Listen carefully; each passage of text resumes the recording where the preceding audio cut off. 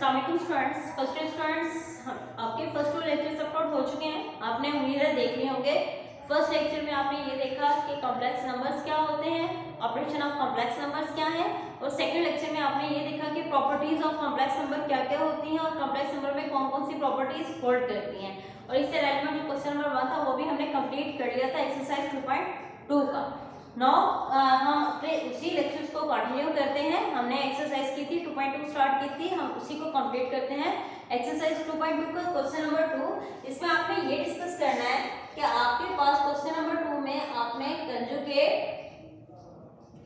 And modulus of given complex numbers find out करने हैं। इन्हें मैं थोड़ा सा रिपीट करके चलूं कि कंजुगेट और मॉडुलस नंबर आप कहते किसे हैं। अब कंजुगेट की डेफिनेशन हमने क्या देखी थी? कंजुगेट में हमने ये देखा, let's suppose we have number z is equal to a plus iota b। तो इसका कंजुगेट को आप रिप्रेजेंट करोगे स्टूडेंट z बार से, और कंजुगेट किसके इक्वल हो जाएगा? a minus iota b के। ये तो आपके पास कंजुगेट आ गया। अब चलते हैं हम मॉडुलस की तरफ। कंजुगेट का रिजल्ट हमारे पास क्या आया कि जो रियल पार्ट होता है उसका साइन चेंज नहीं होता, सिर्फ जो इमेजिनरी पार्ट होता है उसका साइन आप चेंज कर देते हो। ओके स्टूडेंट्स, अब चलते हैं मॉडुलस की तरफ। मॉडुलस का फार्मूला क्या था कि लेट्स सपोज z आपके पास इक्वल है a plus iota b, तो मॉड ऑफ z किसके इक्वल हो जाएगा? जो रियल पार्ट होगा उसका स्क्वायर और जो इमेजिनरी के साथ नंबर होगा उसका स्क्वायर, और उस दोनों का सम, और देन उनका क्या ले लेना है आपने? स्क्वायर रूट ले लेना है। Modulus of z basically let's suppose हम जो एक आयोटा नंबर कॉम्प्लेक्स नंबर लेते हैं वो कॉम्प्लेक्स प्लेन में लेते हैं। जो x पॉइंट होता है वो आपके पास जो x रियल पार्ट होता है वो कहाँ पे होता है? x एक्सिस पे होता है, लेकिन जो इमेजिनरी टर्म होती है वो आपके पास कहाँ पे होती है? y एक्सिस पे होती है। ठीक है, जो लेट्स सपोज आपके पास a plus iota b है, a आपके पास यहाँ पे होगा, लेट्स सपोज ये टर्म है a, और b वाली वैल्यू आप y एक्सिस पे लोगे। लेट्स सपोज वो आपके पास वैल्यू है b, तो ये आपके पास एक कॉम्प्लेक्स नंबर को रिप्रेजेंट करते हो आप कॉम्प्लेक्स प्लेन में। जब आप इस पॉइंट का डिस्टेंस ओरिजिन से लेते हो तो ओरिजिन के कोऑर्डिनेट्स होते हैं 0 और 0। इन पे आप जब डिस्टेंस फार्मूला लगाते हो तो आपके पास किसकी वैल्यू आती है? मॉडुलस ऑफ z या absolute value of z which is equal to a square plus b square. ये आपके पास डिस्टेंस फार्मूला लेने से आई है वैल्यू।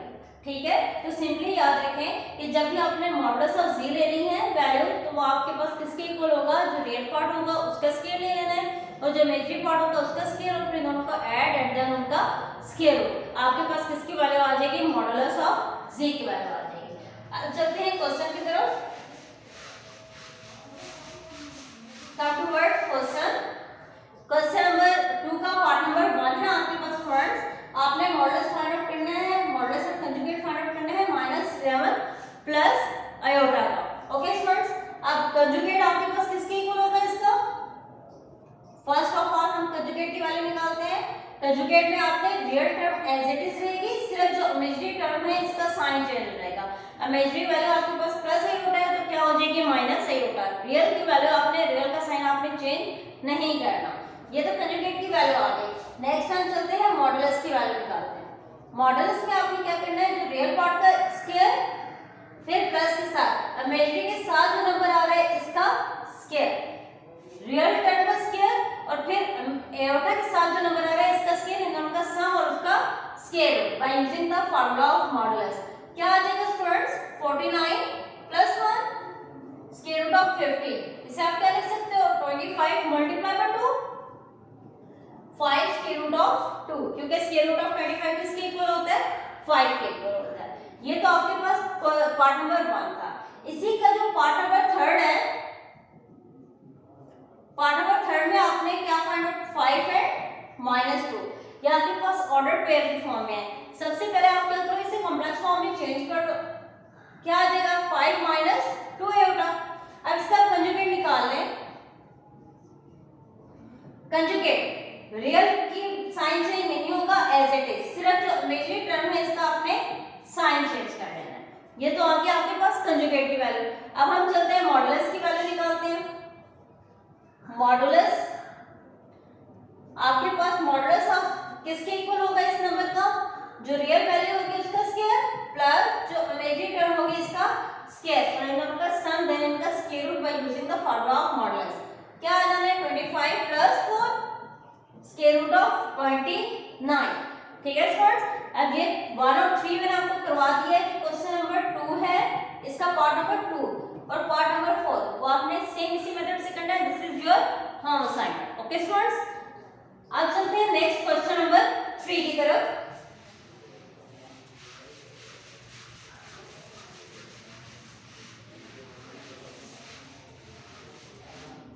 क्वेश्चन नंबर 3 आपने क्या करना है स्टूडेंट्स, इक्वेशन सॉल्व करनी है। पार्ट नंबर 1 है xy 2 3 -4 and 7। अब आपने इस इक्वेशन को सॉल्व करना है। सॉल्व करने का ये मतलब है कि जो वेरिएबल्स इस इक्वेशन में यूज हो रहे हैं हमें उनकी वैल्यूज चाहिए। अब इसे सिंपलीफाई कैसे करना है, ऑर्डर पेयर की फॉर्म में इसे आप कॉम्प्लेक्स फॉर्म में लिख दें, x plus iota y 2 plus iota 3 -4 plus iota 7। Okay students, अब इन दोनों को आपस में मल्टीप्लाई करें। मल्टीप्लिकेशन का ऑपरेशन यूज होगा कि हर नंबर दूसरे नंबर से मल्टीप्लाई हो जाएगा। x से 2 से मल्टीप्लाई होना है 2x, 3 ने x से मल्टीप्लाई होना है 3x आयोटा, 2 ने y से मल्टीप्लाई होना है 2y आयोटा, 3 ने y से मल्टीप्लाई होना है 3y iota square -4 plus 7 iota. ठीक है, अब नेक्स्ट स्टेप में आपने क्या करना है, 2x आयोटा कॉमन ले लें, 3x plus 2y iota plus 3y iota square is equal to -1 -4 plus 7 iota. क्या आ जाएगा 2x - 3y plus 3x plus 2y iota is equal to -4 plus 7 iota. हाँ जी स्टूडेंट, ये दोनों कॉम्प्लेक्स नंबर है, ये दोनों इक्वल हैं। दो कॉम्प्लेक्स नंबर इक्वल कब होते हैं, मैंने लास्ट लेक्चर में भी बताया था, वो इक्वल सिर्फ इस कंडीशन में होते हैं अगर रियल पार्ट के इक्वल हो जाए और इमेजिनरी पार्ट के इक्वल हो जाए। यहाँ पे रियल पार्ट क्या है 2x - 3y, क्योंकि ये इक्वल है तो इसलिए आप रियल टर्म को रियल के इक्वल लिख सकते हो और इमेजिनरी टर्म को इमेजिनरी के इक्वल लिख सकते हो। 2x - 3y is equal to -4 and 3x plus 2y is equal to 7. Okay, real के इक्वल और imaginary के equal. Say this is equation number 1 and this is equation number 2। अब हमारे पास यहाँ से दो इक्वेशंस आ चुकी हैं।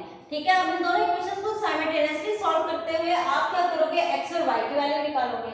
तो हमारे लिए इजी हो जाएगा कि अगर हम 1 को 2 से मल्टीप्लाई कर दें और 2 को 3 से मल्टीप्लाई कर दें और जो रिजल्ट्स और इक्वेशंस आएंगी उन्हें आपस में ऐड अप कर दें तो y कैंसिल हो जाएगा, x की वैल्यू आ जाएगी। ओके स्टूडेंट्स, 1 को किससे मल्टीप्लाई करना है, 1 को मल्टीप्लाई आपने करना है 2 से, तो 2 को से मल्टीप्लाई करें 1 मल्टीप्लाइड बाय 2। अब 2 से मल्टीप्लाई करें क्या आ जाएगा 4x -2 3 6y and 2 4 8 and 2 multiplying by 3। 2 को 3 से मल्टीप्लाई कर दें तो आपके पास क्या आ जाएगा 3 3 9x and 3 2 6y and 3 7 21। Say this is equation number 3, this is equation number 4। अब ऐड कर दें आप इसे 3 and 4 को, 3 4 को ऐड करें 4x - 6y - 8, 9x plus 6y is equal to 21।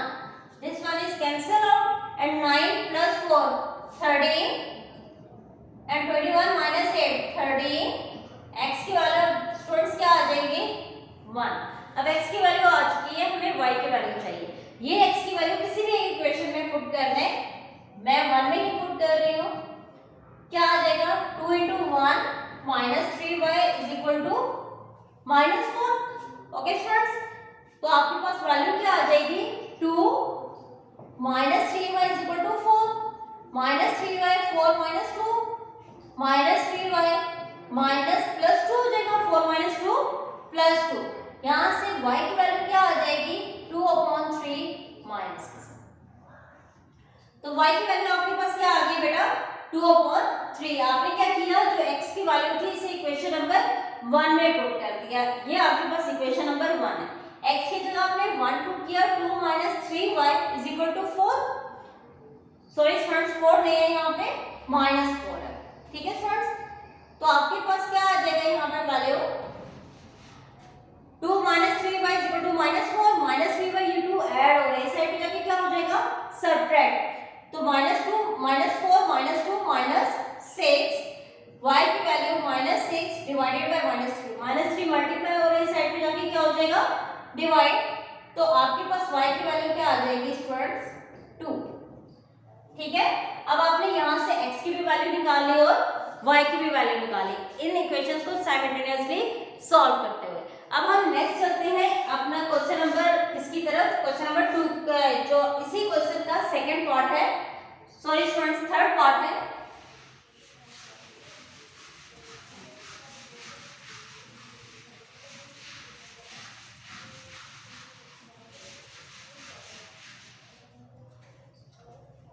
Question number 3 का part number second, x + 3 iota का square = 2y iota. x + 3 iota का स्क्वायर = 2y आयोटा। अब फ्रेंड्स आपने करना क्या है, इस भी इक्वेशन को सॉल्व करते हुए x और y की वैल्यू निकालनी है। ओके स्टूडेंट्स, आप क्या करो, इसका स्क्वायर ओपन कर लो, a² + b² + 2ab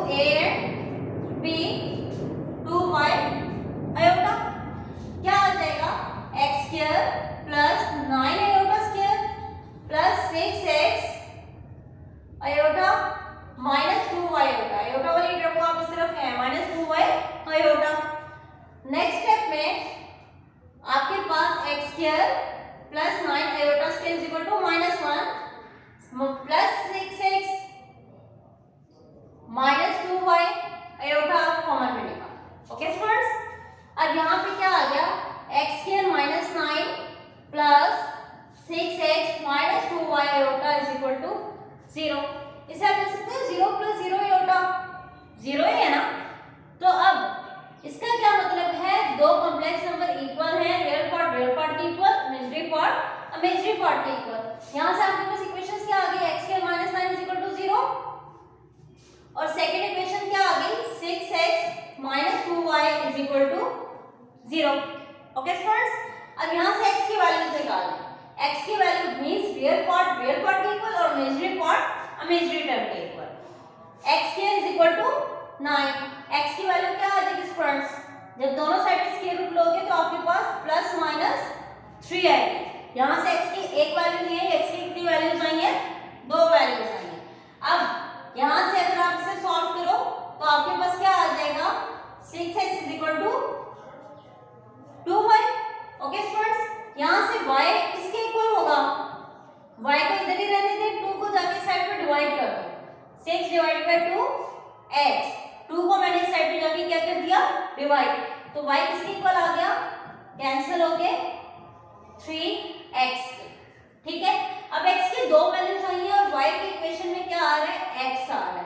तो आप x की 1 by 1 को दोनों वैल्यूज इस इक्वेशन में पुट करेंगे और y की वैल्यूज निकालेंगे। अब जब x की वैल्यू आप 3 पुट करोगे तो y की वैल्यू क्या आ जाएगी, 3 × 3, y = 9।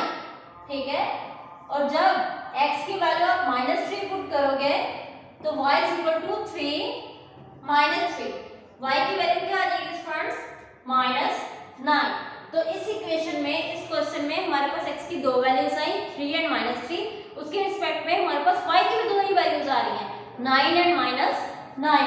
ओके स्टूडेंट्स, अब नेक्स्ट चलते हैं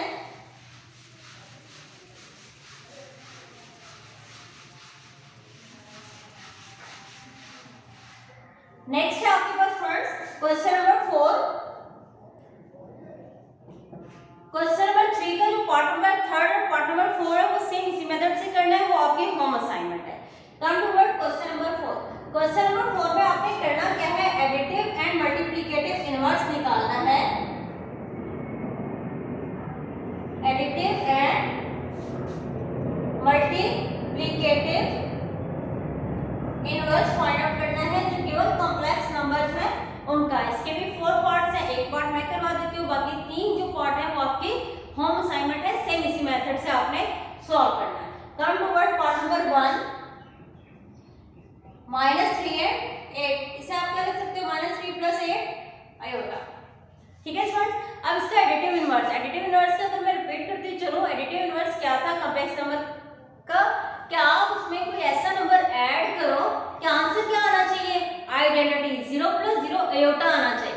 जैसे 2 है रियल नंबर्स में, तो 2 का एडिटिव इनवर्स -2 होता है। 2 में -2 ऐड करो, आंसर क्या आता है? 0। 3 में -3 ऐड करो, आंसर क्या आता है? 0। तो रियल नंबर में हर नंबर का एडिटिव इनवर्स एग्जिस्ट करता है। अब कॉम्प्लेक्स नंबर में भी करता है। कॉम्प्लेक्स नंबर में आप क्या करते हो, जो रियल और इमेजिनरी दोनों का क्या कर देते हो, साइन चेंज कर देते हो। ठीक है, अगर आपके पास -3 + 8 आयोटा है तो इसका एडिटिव इनवर्स किसके इक्वल हो जाएगा? एडिटिव इनवर्स आपके पास रियल टर्म का भी साइन चेंज कर देना है इसमें, और जो इमेजिनरी वाली टर्म है इसका भी साइन चेंज कर देना है, ताकि इन दोनों को ऐड करेंगे। -3 + आयोटा में अगर 3 - आयोटा ऐड करो, आंसर क्या आ रहा है? 0 + 0 आयोटा आ रहा है। आइडेंटिटी आंसर आना चाहिए। तो एडिटिव इनवर्स में जब भी आपने फाइंड आउट करना है किसी भी कॉम्प्लेक्स नंबर का, तो आपने क्या करना है, जो रियल टर्म होगा उसका भी साइन चेंज कर देना है, और जो इमेजिनरी टर्म होगी उसका भी साइन आपने चेंज कर देना है। ये तो आ गया आपके पास एडिटिव इनवर्स। अब चलते हैं मल्टीप्लिकेटिव इनवर्स की तरफ। मल्टीप्लिकेटिव इनवर्स के लिए हमने एक फार्मूला लास्ट लेक्चर में बनाया था। फार्मूला आपके पास क्या था? a/a² + b² -b/a² + b²। आप इस फार्मूले से multiplicative inverse easily find out कर सकते हो। अब यहाँ पे a की वैल्यू क्या है? -3। जो रियल पार्ट होगी वो a की वैल्यू, और जो आयोटा के साथ वाली वैल्यू होगी वो किसकी वैल्यू होगी? b की वैल्यू। जस्ट वैल्यूज पुट करें और आंसर फाइंड आउट करना है। आपके पास क्या आ जाएगा? -3 a का स्क्वायर -3² + 8² -b -8 1 का स्क्वायर -3 का स्क्वायर + 8 का स्क्वायर। क्या आ जाएगा? मल्टीप्लिकेटिव इनवर्स इक्वल टू -3 3² 9 और 8 का स्क्वायर आपके पास किसके इक्वल होता है? 64। नेक्स्ट स्टेप में -8, यहाँ पे भी 9 + 64। Multiplicative inverse is equal to -3 divided by 73 और -8 डिवाइडेड बाय 73। ओके स्टूडेंट्स, अब यहाँ पे हमने क्या किया? एडिटिव इनवर्स पहले निकाला। एडिटिव इनवर्स में आपने क्या करना है, जो रियल टर्म होगा उसका भी आपने साइन चेंज कर देना है, और जो इमेजिनरी वैल्यू होगी उसका भी आपने साइन चेंज कर देना है। और मल्टीप्लिकेटिव इनवर्स फाइंड आउट करते हुए आपने जस्ट फार्मूला यहाँ पे लिख दिया। a और b के आपने जस्ट वैल्यूज पुट कर देनी है। वैल्यूज पुट करके आपने मल्टीप्लिकेटिव इनवर्स भी निकाल लेना है। अब क्वेश्चन नंबर 4 का एक पार्ट मैंने आपको करवा दिया यहाँ पे। जो नेक्स्ट 2, 3 और 4 तीन पार्ट्स मजीद हैं, ये आपकी होम असाइनमेंट में है। ओके स्टूडेंट, यहाँ तक अगर कोई आपको मसला हो तो प्लीज आके ट्यूसडे को भी डिस्कस कर लीजिएगा। अपनी असाइनमेंट टाइमली कंप्लीट कीजिएगा और अपना ख्याल रखिएगा। Thank you so much students.